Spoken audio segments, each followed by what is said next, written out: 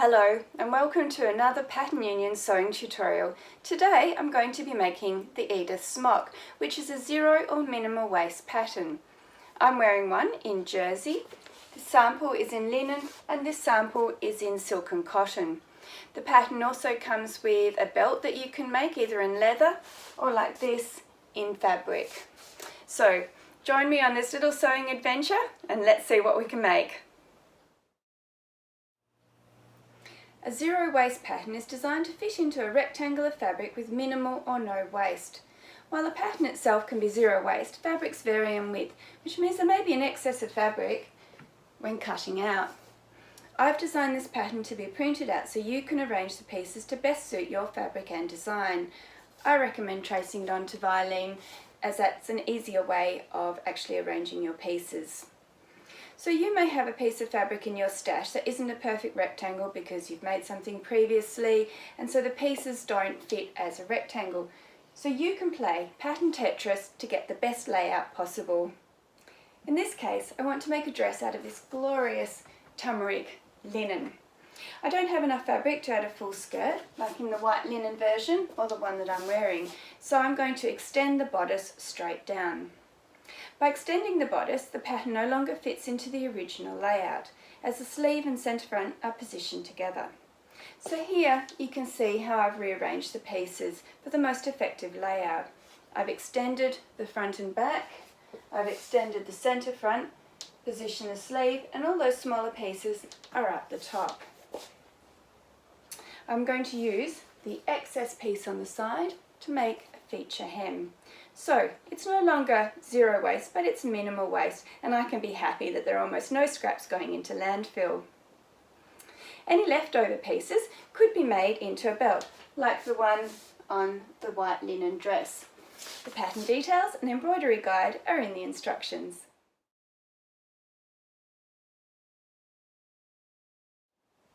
And now to cut out the pattern. I use minimal pins when I'm cutting out, and I like to use weights as a preference just to keep everything in place.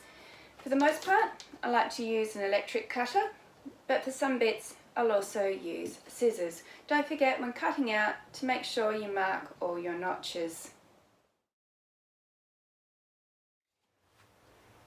So here it is, all cut out, and this little pile of scraps in my hand, that's all the wastage that I have. Not bad. Now I'm going to do the neckline. This preparation is for whether you're going to do the embroidery or you're keeping it plain. I like to do this bit of sewing before I do the embroidery so that some of my stitches can actually cross over the joining seam. So here is my centre front piece, and I've pressed it in half. I've also interfaced all three pieces. I like to use a interfacing that is actually designed for knitwear because it's really soft, and you can see my linen is still very supple but it's still supported. Now I'm going to take one half of the neckline. So one end of your neckline has a flat edge and the other end is pointed. With your flat edge, place your folded centre front on top and then fold that edge over so that all the edges are matching. Now start sewing from the folded edge, because what that's going to do is actually push the fabric forward and hopefully we don't end up with a little edge.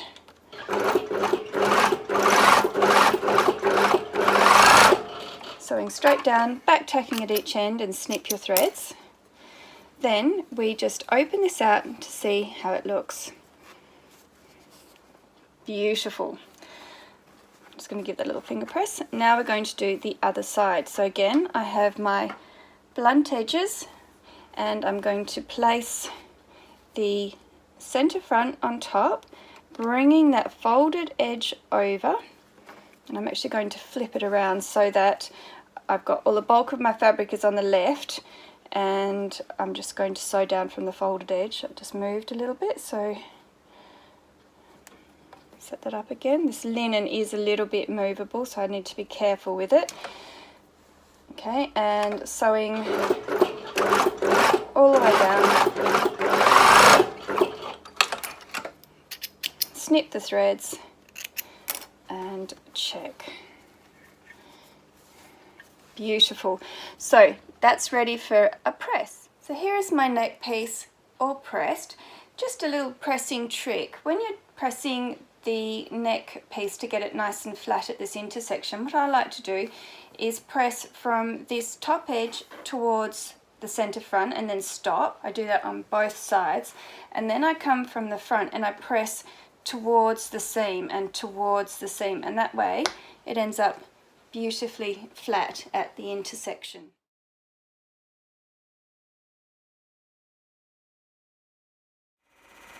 The pockets on this zero waist smock are made in two parts, so you've got two pairs. Sew down the long edge of each pair. I like to chain on, and I'll show you how I do that.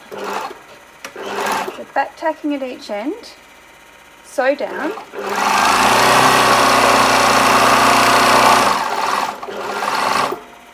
and then to chain on you simply carry on sewing, making sure you still back tack.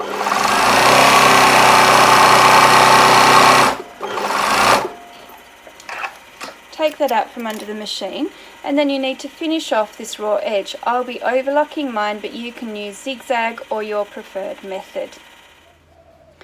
I've overlocked my edges, and I just wanted to have a little word about overlocking threads. This is a really unique yellow, and I only had one roll of thread that actually matches it, but this overlocking thread works quite well, and this colour, which is a kind of goldy silver neutral colour, actually goes with a lot of threads. So just remember, you don't have to have a lot of different coloured threads in your overlocking stash.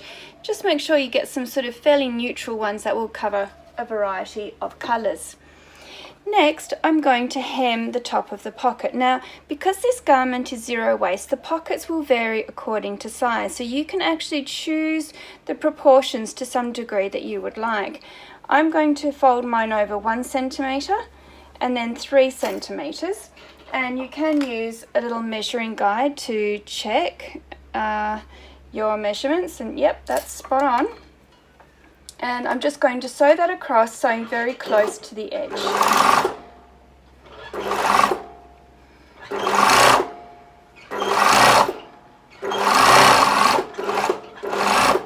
Once again, I'm chaining on, and the great thing about chaining on is that you can then sort of gauge your next measurement without having to sort of fully get the ruler out. I mean, you can get the ruler out, but by lining up those two edges, you know that you've got it right. So I'm doing this as a pair.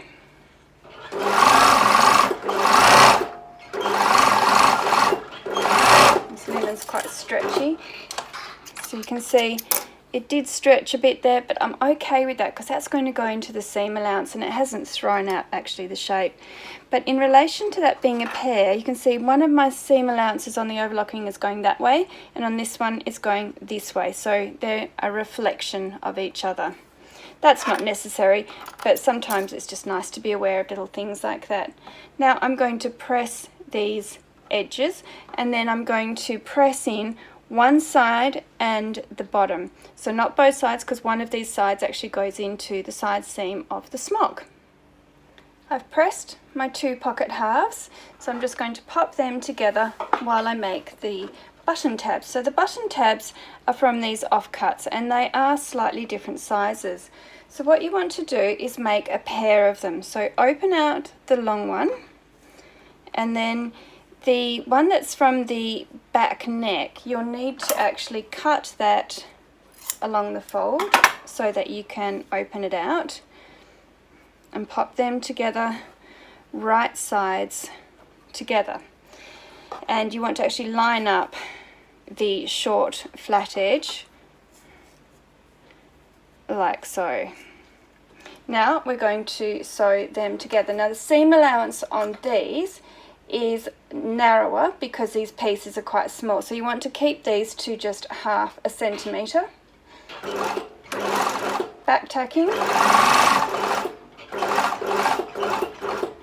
When you get up to the point, rather than just pivoting, if you turn it and then do a single stitch and then sew back around, you'll find that actually you're going to turn that through more easily. So I'm going to chain on again, because this also helps ensure that I'm sewing an actual pair. So up to the top, single stitch and come back down. You can see too that by actually chaining on, I'm saving a lot of thread. And take that out of the machine. Next, you just want to trim those edges so that when you turn it through, you'll get a nice point on your button tab, like so. To turn it through, I use a plastic big fat knitting needle that I've taken the end off. I like having the blunt end and the pointy end, and I'll show you why. So turning through something quite narrow like this is a little bit tricky, but if you started off and use the blunt end, you can push through like so, and then you can turn your knitting needle around, and it helps if it's not too sharp because then it won't completely push through, and just sort of, you can see it's pushing through a bit there because this is quite an open weave on my linen. So I'm trying to actually sort of follow the line of the stitching, and even by sort of running the pointy end along the seam, it can help push that through. So this is a very open weave, that is quite tricky.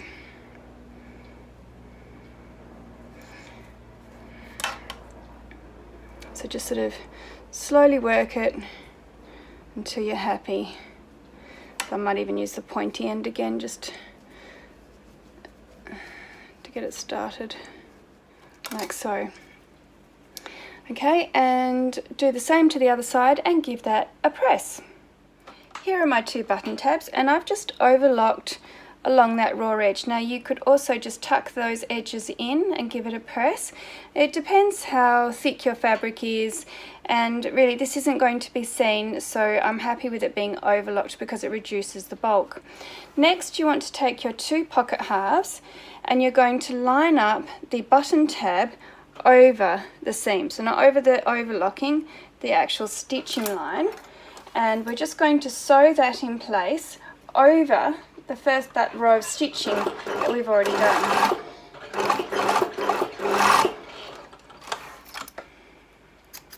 Snip those threads, and you could even actually sew it from the right side as well if you wanted, so that it did look invisible. Next, you're going to bring the tab over, and what I like to do is actually just secure it before I put the button on. So I'm going to set my machine just to a zigzag, so 2 and very narrow, sort of like a satin stitch, just as a kind of anchor. Maybe a bit longer.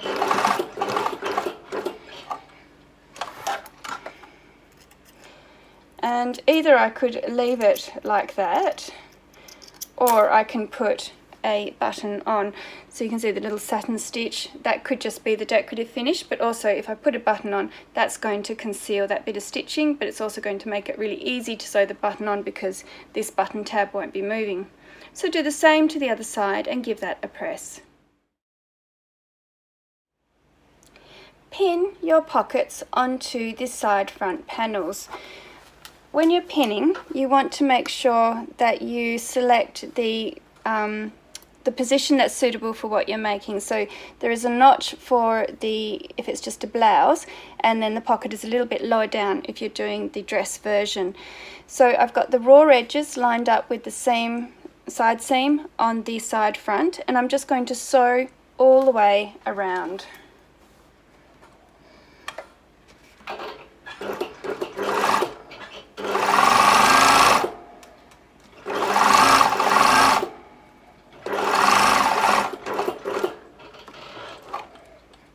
When you're sewing along the edges that you folded in for your seam allowance, make sure you sew right on the edge so that it's nice and neat.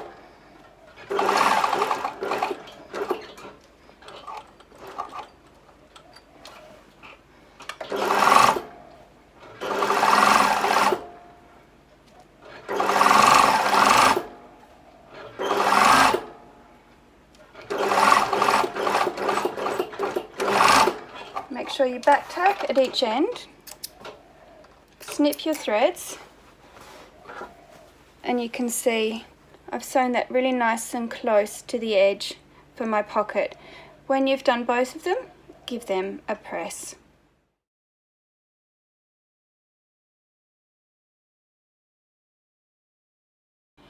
The next step is to sew the centre front panel to the side front.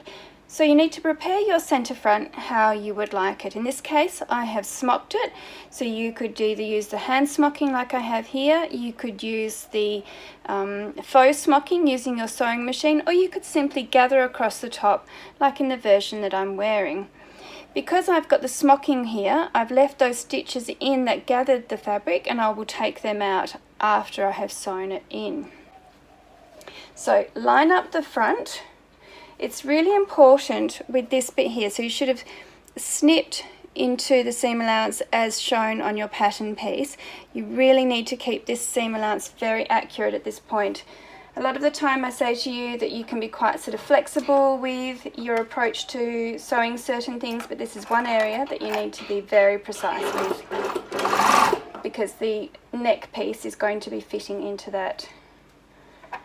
So sometimes with the smocking you just have to move those gathers over a little bit just to flatten out your seam allowance, so just take your time with that.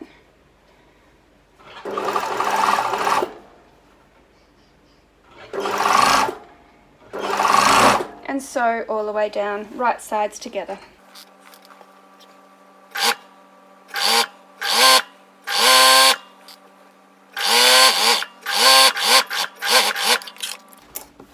Now I'm going to sew the other side front to the centre front, so I'm going to open it out,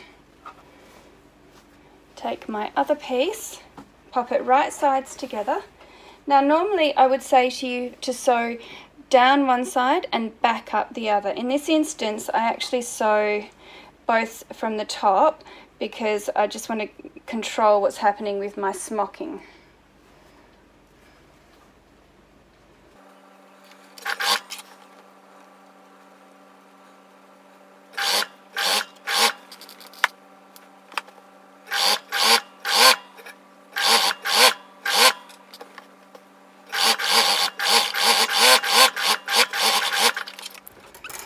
Both of those seams are now sewn and they are ready for overlocking, but if you have done smocking, now is the time to actually take out your gathering threads. So you can just sort of pull them out.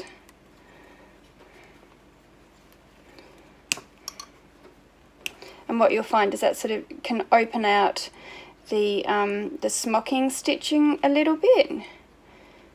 So that's why that first row that we did to gather it is really important. So I'll just spend a bit of time taking those threads out, and then I'm going to overlock my side front seams to the centre front seam. I've pressed my centre front, and as I pressed it I then pressed down the gathers of my smocking as well. When you press the seam allowance, make sure you press it away from the centre front. This is going to be important when we put in the neckband. So I've got my neckband that I've embroidered. That's not necessary. If you can just leave it plain if you want to as well. You could either embroider the neckband and just have a bit of gathering. You could have smocking in a plain neckband. The choice is up to you. So I've got my two pieces the right way up, and then the way I like to do it is to then fold over right sides together so that the smock is on top of the neckline, and I'm just going to pop it under the machine and sew a few stitches to secure it, like so, needle down to hold it in place. Then I can play around and manipulate it. Now remember, this seam here on the side of the neck is off grain, so it will be very stretchy, so just trust that it fits. So if it seems a bit loose, you just need to push it towards the foot of your sewing machine as you're sewing. And this is very stretchy linen, but it's still working. And what you want is where that snip is, that needs to line up exactly with your seam on your neckband. So if I hold that up, you can see exactly where that snip is. So don't worry about what the rest of the top is doing. It's literally just that portion that you want to think about. So this is all flat and this is flat, and you're just making sure that you're going to pivot at exactly that seam. So coming along, and you can fold that seam allowance out of the way of the side front to the center front, and then just slowly make your way up, and you can hand turn your wheel to get your needle down, so you're going to pivot exactly on that point. And then the trick is to turn the neckband and make that straight, so that you've got the center front is straight facing you, and then you just pivot this top portion out of the way, making sure at this point that the seam allowance of that side panel is facing out of the way. And what you end up with is this, can you see that's pleated like that, almost at a 45-degree angle. So where the needle is, it's completely flat, so you don't need to worry about all that folded material. That's just doing exactly what it's supposed to be doing. And carry on sewing. Now, if you've done smocking like I have, that can stretch a little bit when you take the threads out, so you just need to ease that back in so that your snipped edge is matching perfectly with your sewn edge.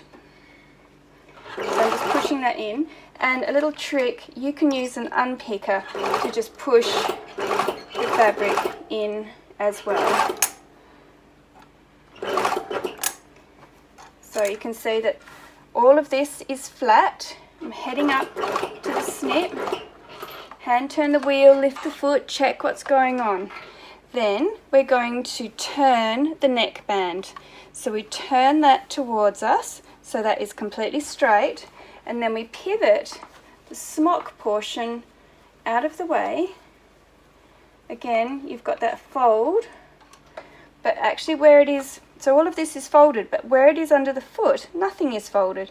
And then match your edges. Now, because this is zero waist, the edges aren't cut off. So what you're looking for is a slight overlap, so that where the actual stitching line, the two pieces meet, not those slightly angled edges. And carry on sewing. Back up to the shoulder. Now this feels fiddly, but it really isn't that hard, and it's worth conquering. Back tack and take that out of the machine, and then we can check. Now sometimes things might happen there and they're really easy to fix, so let's have a look. Perfect mitre there, and on this side perfect mitre. So that's great. I'm really happy with that. Sometimes that doesn't actually work out first time, and if that's the case, you just go back in and you can re-sew. But here, if I open that out now, you can see very clearly that snip into the seam allowance has opened out to match into that seam of the neckband. Now we're just going to overlock around that and give it a press. I've given my neckband a press, and how pretty does the embroidery look with the smocking.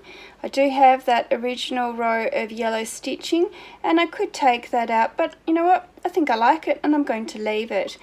On the wrong side, I have pressed the seam allowance away from the neckband. Actually, it's just lifted there a bit with the bulk of the smocking, so I'll just go back and give that a press so it sits nice and flat. Now I'm going to prepare the back. Here I have the two back neck facing pieces, and I've just overlocked down each one. I'm going to put them together, right sides together, and sew my 1 centimetre seam allowance.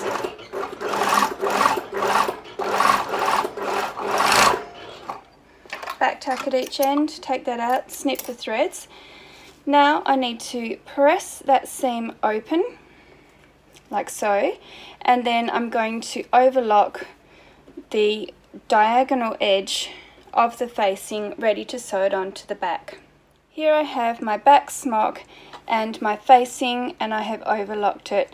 I do like to interface the back neck facing, but again I just use this knitted interfacing, which is super lightweight and it moves like the fabric. Now pop your facing on top of your back piece, and if you haven't, you can actually just fold it in half and make a little snip to indicate the centre back, so that you can match the centre back seam with each other. And then we're just going to sew around that neck curve. And this linen is very stretchy.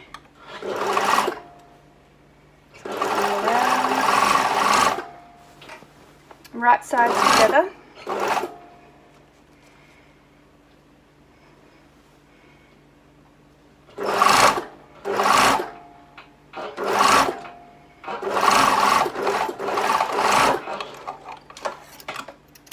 Snip the threads, and then you're going to fold the facing away from the back so that the seam allowance is all on your right hand side, and you're going to edge stitch on the facing, which is going to create a gentle roll, pushing the facing towards the inside of the garment. So you can see, rather than stretching it lengthways, I'm stretching it sideways to really encourage that seam to open out and prevent any folds from occurring along that curve.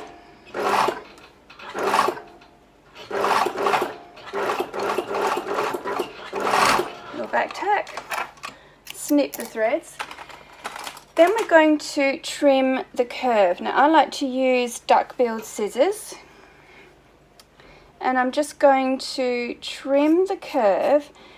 And the way I like to do it is making sure that the side with the edge stitching is uppermost, because that can roll, and if I have that underneath when I'm trimming, I can actually accidentally cut through the side that's rolling. So this is my way of protecting myself from that.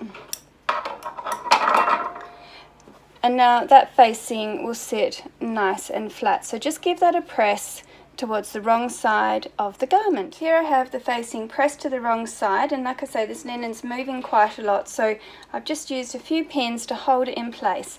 Now I'm going to sew the facing down, and I'm going to be sewing right in the middle of my overlocking, but I'm going to start actually from the shoulder, so that when I sew the shoulder seam together, it's going to be a continuous looking stitching line from the right side.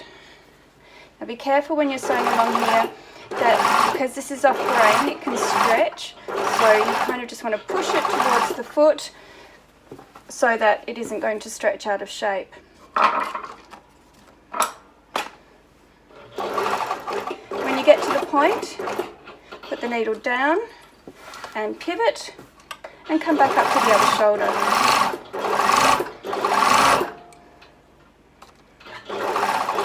Sewing right up to the shoulder edge. Snip your threads. I just like to put my fabric under the foot just to hold it in place. Next we're going to take your diamond shape, which is your label, and you've got two, which makes them nice and secure.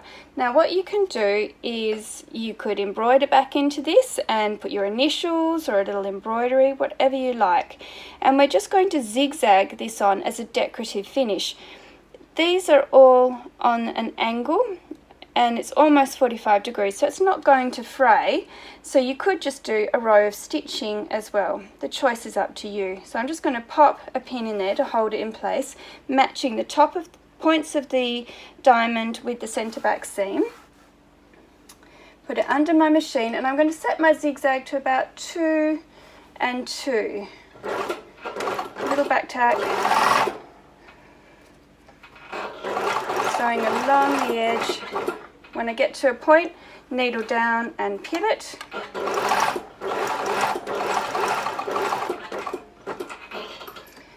Needle down and pivot.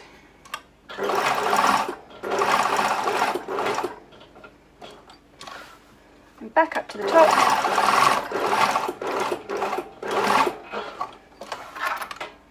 And snip those threads.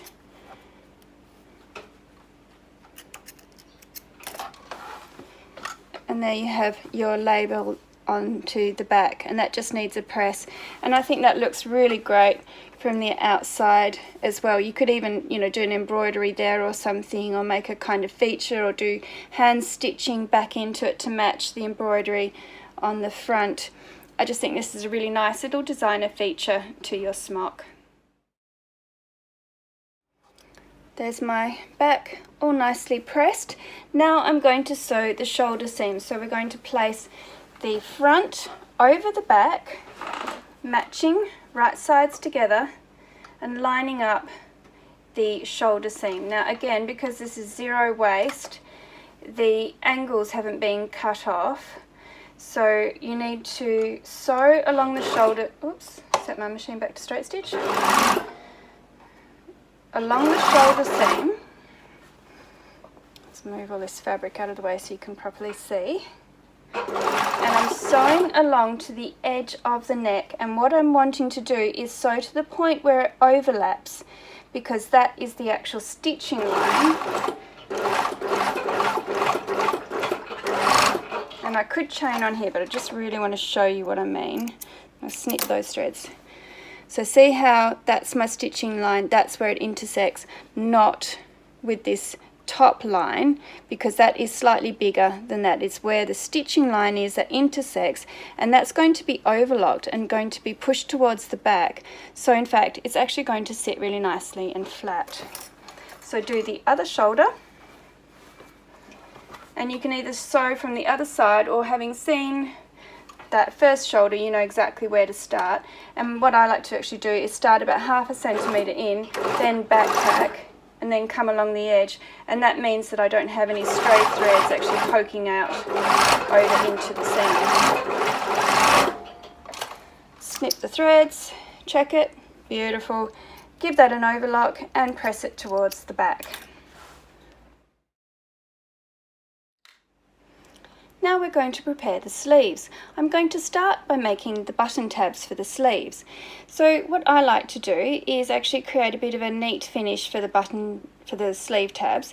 So I'm going to fold over the seam allowance towards the wrong side and then fold them together and sew down the edge and across the angle at the bottom. What this does is it means that when I turn it through, I've got a really neat edge. If your fabric felt bulky, you could certainly just leave the edges raw and overlock them like we did on the tabs for the pockets.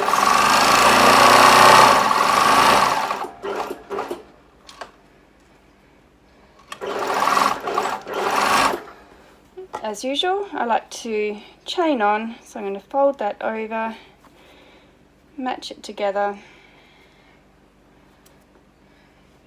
and sew the other one. And cut those threads.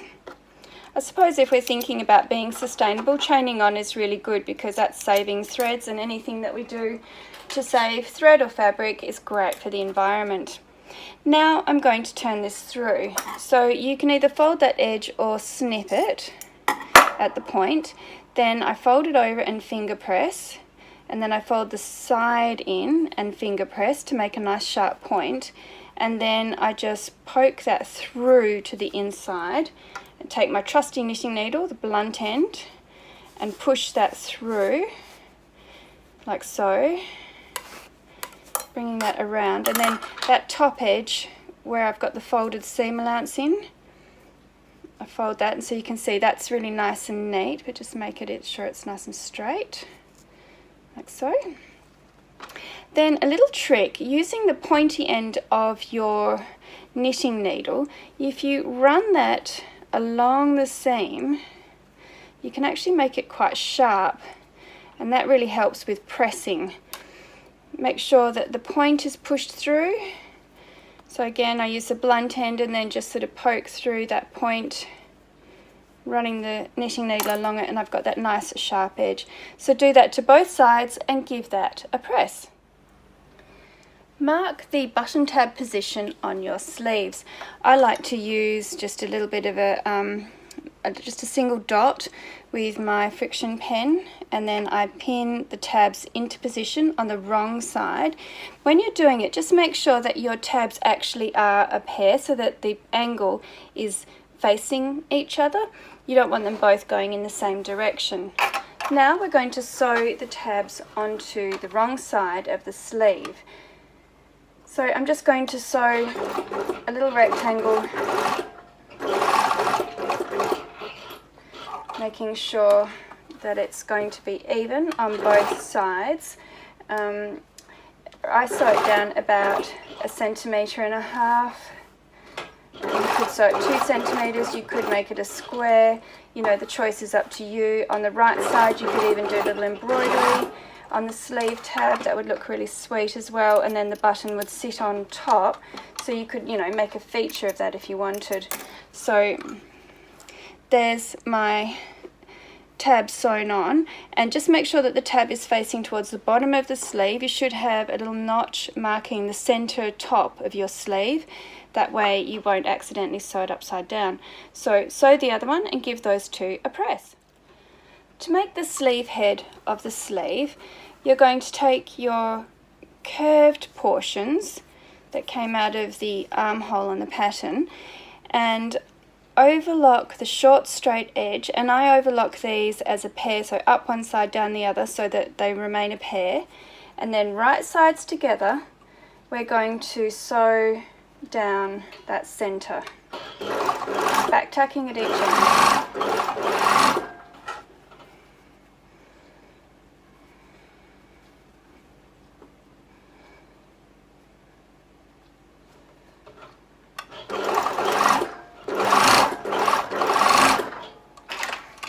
Snip the threads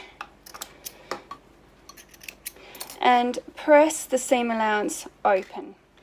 Take your sleeve head and place it right sides together on the sleeve and put a pin at the center notch on the sleeve. Now remember, you can tell the right side of the sleeve because the tab is sewn on the inside if the fabric doesn't really indicate which is the right and wrong side.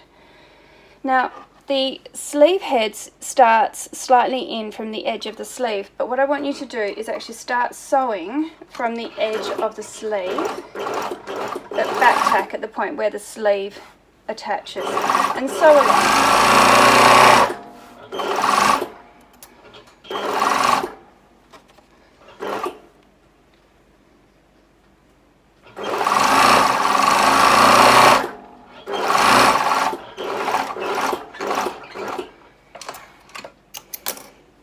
Like so, and then you're going to overlock along this edge and then press it, you press it up. I'm ready to sew the sleeve onto the body of the smock. There's no back and front to the sleeve, it's the same on both sides, so just line up the center of the sleeve with the shoulder seam, right sides together, and you can see the wrong side of the sleeve here on top of the body of the smock because I've got the sleeve tab there, and then I come around to the side seam, and now you can see why we wanted to have that row of stitching starting on the edge of the sleeve. So we're actually going to sew to the left of it so that that will be caught into the seam allowance, but then as we come around into that curve of the sleeve head, you can see it just pops into place really nicely, and you just ease that in, sewing all the way along.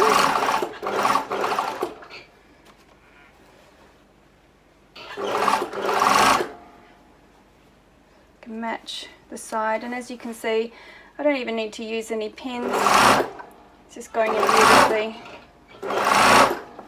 The only tricky part is to make sure that when you hit that intersection of where the sleeve head is formed on the sleeve, that you just sort of blend around, coming over that stitching line that you did. So back tacking, take that out, and you can see you've got that really cool sleeve head detail going into the armhole. So give that an overlock, press it, and do the same to the other side. Now it's time to sew the sleeves and side seam. Here you can see I've pressed the sleeve head towards the shoulder. This is a matter of preference, but I think it works more easily with this intersection that's happening on the sleeve head. with that sort of cap that we've created. So start from the sleeve and match the cuffs and the underarm. And again, I don't use pins for this. I know that pieces match, but you know, do what you feel comfortable with. So I like to just do a few little stitches to get started, and then match the intersection of the armhole. And just hold that firmly and sew along.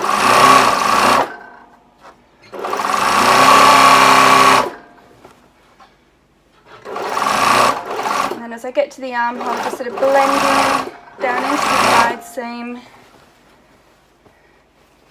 and then matching the edges of the sides.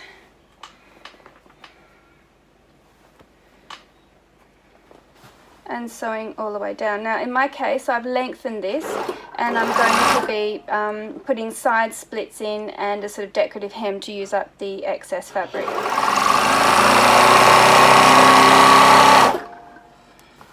So I've made a marker for where I want my splits to start, and I'm just going to sew down that far and then stop.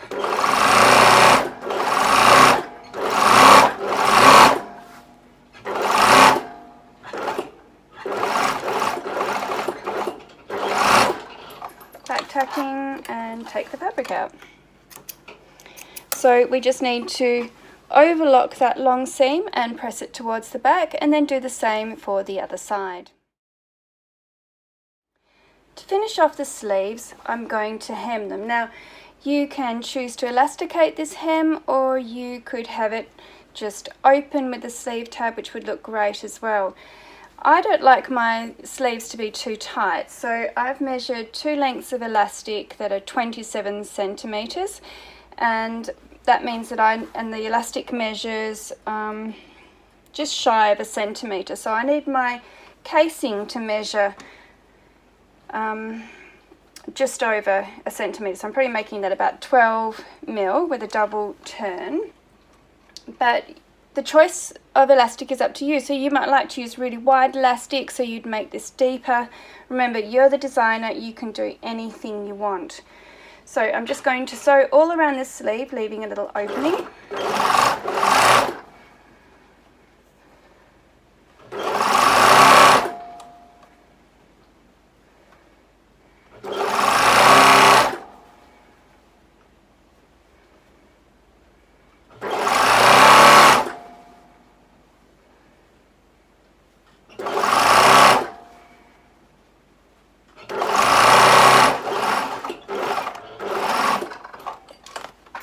Sure you back tack at each end, trim those threads.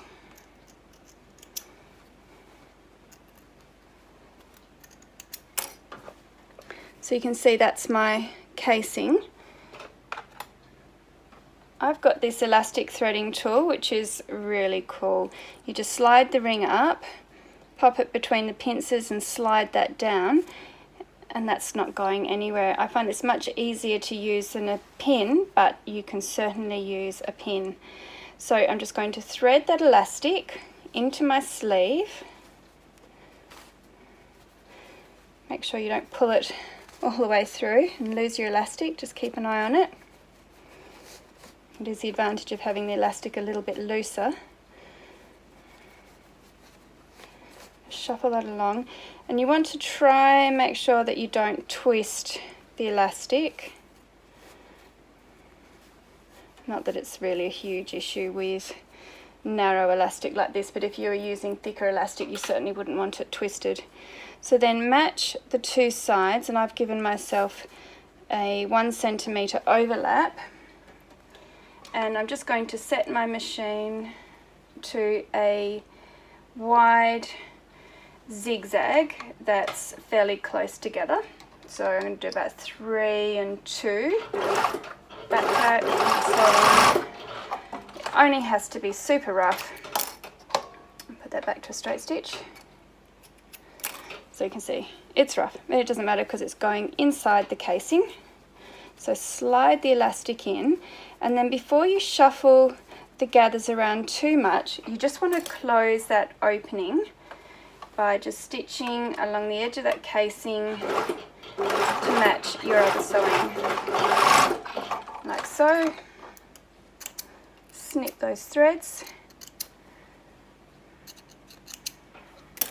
and then shuffle the elastic around, sort of ping it, and the gathers will become nice and even. And so you can give that a press and that sort of anchors the gathers beautifully. So do the same to the other side. I've pressed the gathers on the sleeves, and how great do they look. There is something about pressed gathers on linen that I just love. Now, like with the tabs on the pockets, I like to actually bring the sleeve tab up. I'm just going to pop a pin to hold it in position, and I just like to do a stitch in there to secure it before I sew the button on. I find that it just really helps hold it in place and just makes life a lot less fiddly. So I'm just going to set my machine again to just a small stitch and almost like a satin stitch, and I'm just going to sew that into place just with a little over sew.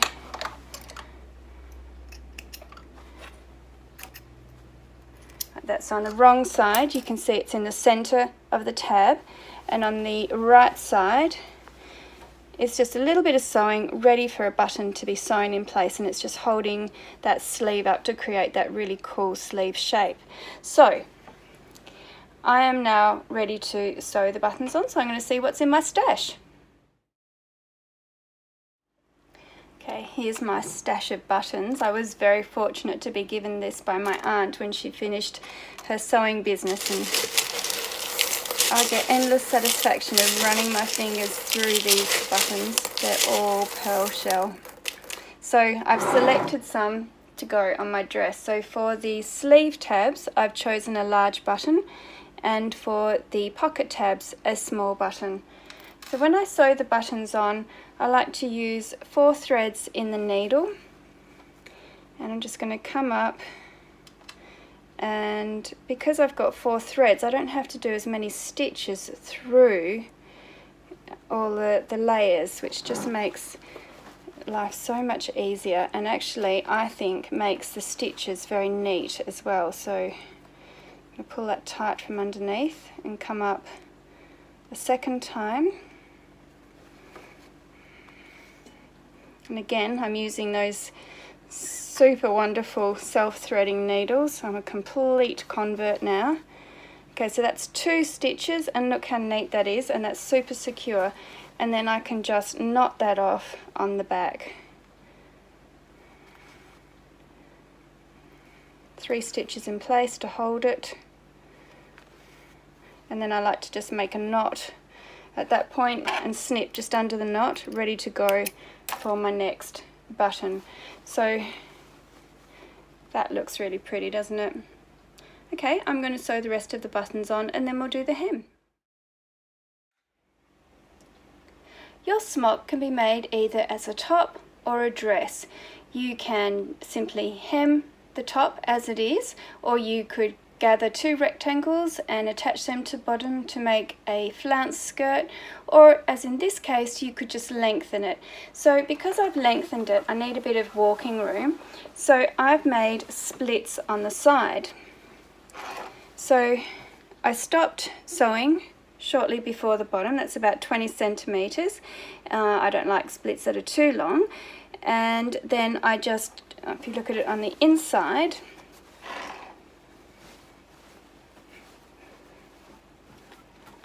I've overlocked those seams, and then I've just sewn them open, sewing in the middle of the overlocking, coming up, across and back down. And then further up, I've actually overlocked the seam together so that it presses nice and flat. Now I'm going to make a cuff that sits on the bottom of this dress. To complete my design, I'm going to add a sort of cuff to the bottom hem, because I've got this fabric left over and I do like to wear things quite long. So I've got these cuffs. I'm just going to fold them together, right sides together. I'm even going to make use of this selvage because I think that red stitching is really pretty. So I'm just going to sew the edges of each one and then turn them through to the right side, like so. sure I keep them both the right way around. So top to bottom, bottom to top is the easy way of making sure you're keeping things even.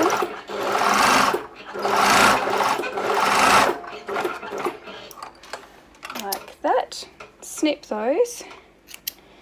And to turn them through, I just like to sort of finger press that seam over and then pinch it between my finger and forethumb and turn that through and just give that a little sort of squeeze, and you can see that makes a nice sharp edge. So I'm just going to press that. So here is my cuff pressed, and now I'm going to attach it to the smock. So I'm going to mark the center front of the smock with a little notch, and I've marked the center front of the cuff portion, and I'm going to utilize that selvage, so that's going to be on the inside. So the raw edge I'm going to match right sides together and put a pin in that center front, and then I'm going to come along the edge and match that. So I want to match the cuff edge with the split, and I'm just going to sew along there.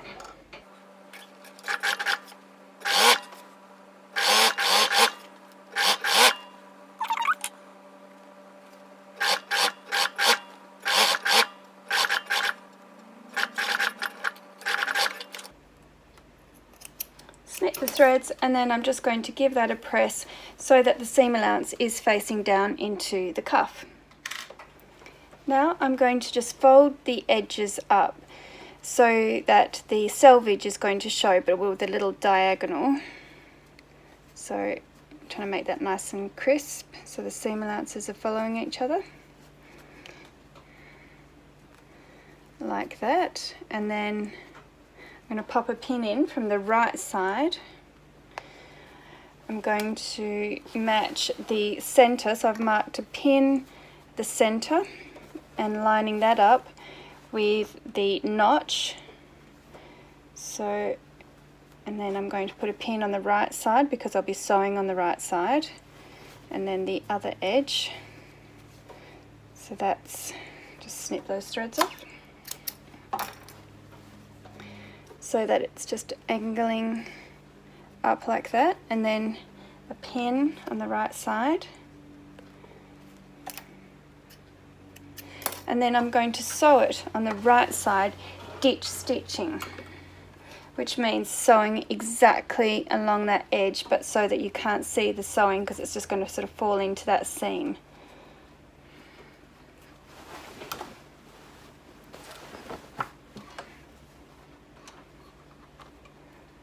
So a little back tack, and then I'm just going to pull it along and hold it firmly. Now this fabric's quite sheer, so I can see my seam allowance through the fabric to the other side. Just holding that nice and firm so it doesn't stretch out.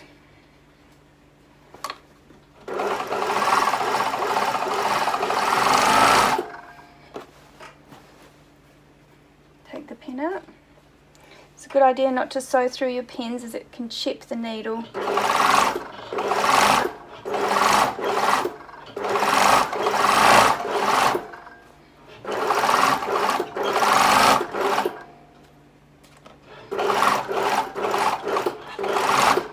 Back tacking and take that out. Snip the threads. So then on that side, when I give that a press, the stitching will be almost invisible, but on the wrong side I've managed to make a feature of my selvage. So I'm just going to give that a press, and then I'm ready to try it on. Ta-da! My finished zero waist Edith Smock, with fun little details like this embroidery on the neck, the smocking, both of which are optional. You could just gather that front bit. These beautiful full sleeves with button tabs on the pockets. Lots of fun details, but really a very simple, easy make.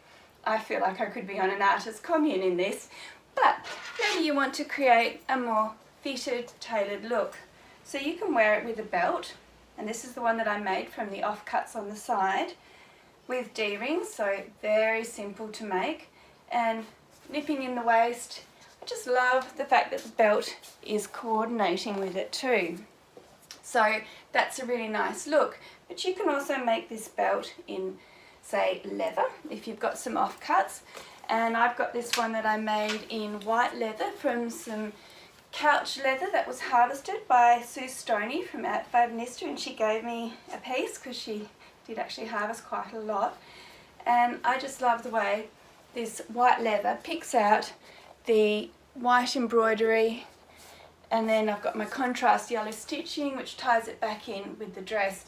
But you know, this belt would be great with other things as well. So I can't wait to see your makes. Don't forget, tag me at Pattern Union and share your zero waist Edith dress with me as well.